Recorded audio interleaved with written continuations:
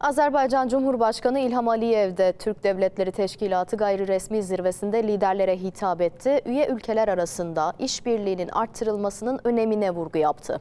Türk dünyası 21. yüzyılın jeopolitik güç merkezlerinden biri haline gelmelidir dedi. Hörmətli Kasım-Jomart Kemaloviç, hörmətli dövlət başçıları, ilk növbədə göstərilən səmimi qonaqpərvərliyə görə Qazaxıstan Respublikasının prezidenti Kasım-Jomart Tokayeva təşəkkürümü bildirirəm. Qədim və zəngin tarixi mədəni irsə malik Türkistan şəhərində olmaqdan çox məmnunam. Azərbaycanın mədəniyyət paytaxtı Şuşanın işğaldan azad edildikdən sonra qardaşlaşdığı ilk şəhər Türkistan şəhəri olmuşdur. Qədim şəhərlərimiz də xalqlarımız kimi qardaşdır. Qazaxıstanla Azərbaycan arasındakı sıx əlaqələri nümayiş etdirmək üçün təkcə prezidentlər səviyyəsində həyata keçirilən qarşılıqlı səfərləri göstərmək olar. Son 5 ildə bu mənim Qazaxıstana 8-ci səfərimdir. Prezident Tokayev isə Azərbaycana 6 dəfə səfər etmişdir. 4 il əvvəl imzalanmış birgə bəyannamə əlaqələrimizi müttəfiqlik səviyyəsinə qaldırmışdır. Sevindirici haldır ki, Türk Dövlətləri Təşkilatının dövlət başçılarının ilk dəfə 2024-cü ildə Şuşada keçirilmiş qeyri-rəsmi zirvə görüşü təşəbbüsü artıq ənənəyə çevrilir. Bugün Türk Dövlətləri Təşkilatının beynəlxalq çəkisi artır, qlobal proseslərdə rolu və mövqeyi güclənir. Keçən il oktyabr ayında Qəbələ zirvə görüşündə sədriliyi qəbul edən Azərbaycan, təşkilat çərçivəsində əməkdaşlığın daha da dərinləşməsi istiqamətində fəaliyyət göstərir.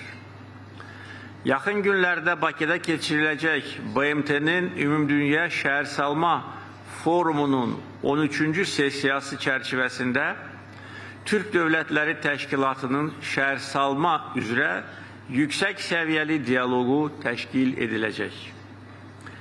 Türk xalqlarının elmi-mədəni birliyinə böyük töhfə vermiş 1-ci Türkoloji Qurultayın 100 illiyinə həsr edilən Türk Dünyası həftəsi iyun ayında Bakıda keçiriləcək. Əminəm ki, bu tədbir xalqlarımızın mədəni həyatında əlamətdar hadisəyə çevriləcək. Hörmətli həmkarlar, zirvə görüşünün mövzusu dövrümüzün çağrışlarını və prioritetlərini əks etdirir. Dünya rəqəmsal inkişaf və süni intellektin yaratdığı imkanlar sahəsində yeni inkişaf mərhələsinə qədəm qoyur. Türk dövlətləri bu prosesdə ön sıralarda yer almalıdır.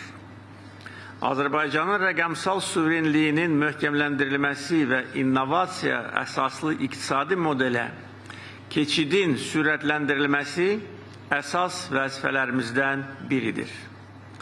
Bu məqsədlə Rəqəmsal İnkişaf Şurası, Milli Süni İntellekt Mərkəzi və Süni İntellekt Akademiyası yaradılmışdır.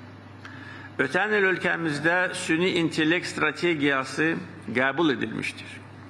Strategiyanın əsas məqsədləri sırasında süni intellekt sənayesinin inkişafı, ixtisaslı kadrların hazırlanması və süni intellektin dövlət idarəçiliyində geniş tətbiqi yer alır.